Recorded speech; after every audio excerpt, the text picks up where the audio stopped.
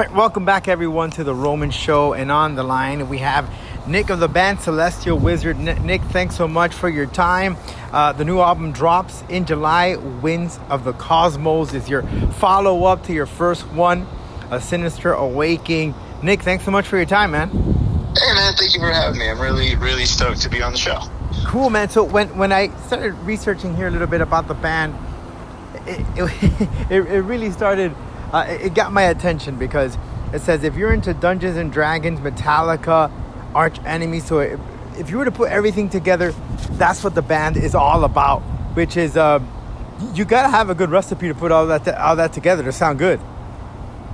Yeah, I mean it's a pretty eclectic mix, right? Right. So all the members of the band, we're all unabashedly into the nerdy stuff. Magic the Gathering, that card game, Dungeons and Dragons, just the whole 9 yards. We all grew up as, kind of goofy, nerdy kids, right? Mm-hmm. And then we wanted to just incorporate that in our music. There's no reason why we can't write about the fun stuff, write about the stuff that we, enjoy doing now, enjoyed as we were growing up. And, our music tastes are just so varied across the board between all of our band members. I love Metallica. I know that's kind of everyone's go-to when they're first getting into metal, but they still hold true.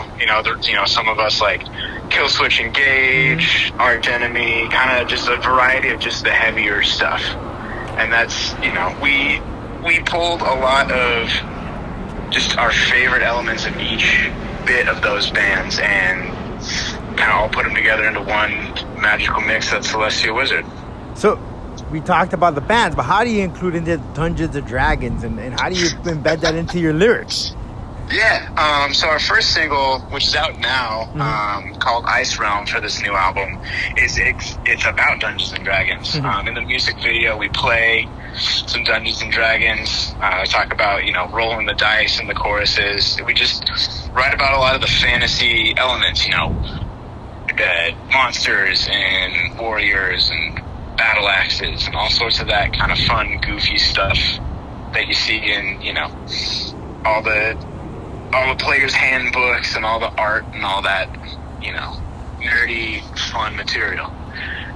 But primarily, for your typical metal fan, and I guess there's a lot of metal fans that are into that, but if I'm not into that, how can you engage me into listening to lyrics of Dungeons and Dragons? Sure, I totally get you. So we tried to, write it in a way that it's not super alienating to people who don't care about that stuff. We bring in a lot of heavy elements, a lot of those death metal themes of just like, just gnarly war and all sorts of, I don't want to say just like super violent stuff, but in a sense, yeah, just more of that kind of like heavy, hard-hitting material. We try to find a balance between not just cheeseballing it the whole time, but also incorporating some of the stuff we enjoy.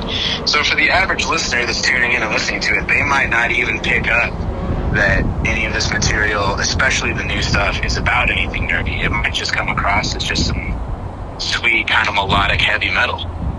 So with this new album, how different is it from the first one? Were there any differences in how you produced it? Maybe the lyrics are different, the sounds are heavier. What can people expect? I mean, it is, in our eyes, just leaps and bounds ahead of the last album. The first album we recorded, we did our best. We didn't really know a lot. We didn't know a lot about recording. We didn't know a lot about kind of our sound yet. We were very new as a band. This new album is the most cohesive we've ever been as a group. We were super collaborative on every single song. In terms of recording, we really stepped up our game. We went, the first album we recorded just with one of our friends. The drummer of Necrogoblicon, Eric W. Brown, he had a studio for a while called Hammer Tracks. We just recorded it. It was basically just in his garage.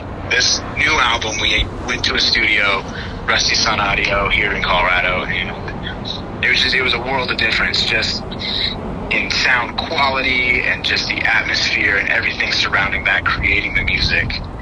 And for me, it's the best we've ever performed. It's the tightest we've ever been as a group, the tightest we've ever been musically. I'm just super incredibly impressed with how far each of us has come and how well each of us did. on this record. So for me, this new album, Winds of the Cosmos, is way ahead of anything we've ever done up to this point. How about lyrically? We talk about how recording, but how about lyrically? Is it any different from the first album? What are some of the topics or subjects that you guys address? Totally. So lyrically in this album, we wanted to embrace a little more personal subjects. In the first album, we were still unfamiliar with the writing process, I think, as a band, and we kind of spent a lot of our lyrical themes in our writing on just some goofy stuff that didn't necessarily mean anything to us. It was more just like, oh yeah, it would be cool to write about dragons or wizards or whatever. But for this new album, we wanted to take some of the themes that we were familiar with and tie them in with more important subjects to us. Like one of our vocalists of the band is part of the LGBT community, and they wanted to kind of dig into what that's like and what it means to kind of face some of the things you have to face, and just the personal struggles. And we go over the loss of loved ones in one of our songs, and we go over we battle just loneliness and depression in some of those songs. And we wanted to kind of dig deeper personally and write about stuff that wasn't just surface level goofy, but actually meant something to us. But still not be incredibly heavy-handed with it and have some fun with it as well. So we talk about the single Ice Freedom, but is there another song that you think is going to be the banger here that's going to just get people just go wild in the mosh pit? Yeah, absolutely. Honestly, we had a single premiere on Wednesday, and then it's out everywhere today, Eternal Scourge. And for me, that's one of the punchiest, heaviest riffs on the whole album. And it's one of my favorites to play, and it's so aggressive. And I think that is our pit song, absolutely.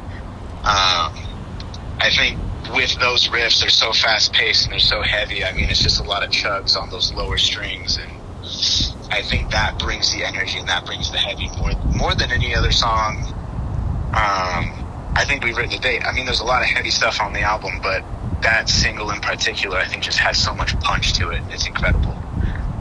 So what do we got for the band? Of course, we got the release of the album in July, but do we have any plans for tours? Are we going to be hitting some states? What's the plan for you guys to really promote this album out there to the masses? Yeah, sorry to cut you off there. Yeah. Yeah, we've got a few shows coming up here in the Colorado area where we're based out of, and then right now we're reaching out and we're trying to book for a tour, hopefully late fall. Strangely for us, this is kind of our first venture into, like, for lack of a better term, the big boy music industry. Since 2018, we have kind of just been in the local music scene, and right now we're just starting to break out into bigger territories. So this will be our first, legitimate tour that we're working on right now, and I'm really hopeful that we get to have a lot of fun, and it's going to be super cool. A lot of the areas we'll be hitting will just be in the United States for now. Mm-hmm. And with the tour, of course, because the concept, right, of the performances, any cool things any props that you guys are going to bring on stage, or are you just going to make it very, like playing in the garage? Right. I mean, it's interesting because for so many, for how many fantasy elements we have in the music, we don't bring a lot of that onto the stage. We like to keep it very just like it's us and the music, and we are engaging with our energy.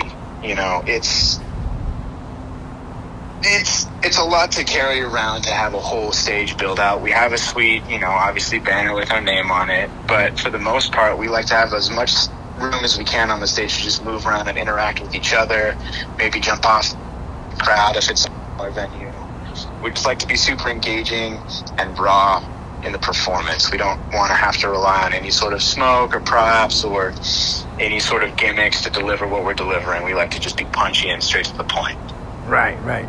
Yeah, and sometimes that's what you need. You just let the music talk for itself. All the fancy stuff and this and that. And it also goes with the music, right? Because maybe sometimes the music does need that type of support. But sometimes just raw and dirty, right? I mean, that's where the music starts from the beginning, in the garage and playing in wherever you can to really sound off. So, Nick... Absolutely. So, and Nick... I mean, go ahead. Oh, sorry. No, go ahead, go ahead, go You ahead. never know. We might have props in the future, but right now it's just we like to keep it clean. Gotcha. Well, Nick, I want to thank you so much for your time, dude. And anything else you'd like to add? Hey, I'm really happy that we had the opportunity to chat, man. I'm really excited that you guys were willing to take the time to have me on. I really appreciate you guys. Awesome, Nick. Well, thanks so much, man. And again, everyone, make sure to check out the album when it drops at your favorite streaming service. It drops in July, Winds of the Cosmos. The single is already out, Ice Real, and you can check out the music video as well. And again, make sure you follow the band, Celestial Wizard. It's a combination, Dungeons, Dragons, Metallica, Arch Enemy, Kill Switch, the whole bunch of things mixed into one. You got to be a good chef to make things that sound or taste good, and you guys have definitely found out the good ingredient, man. Hey, thank you, man. All right, Nick. Thanks so much, man.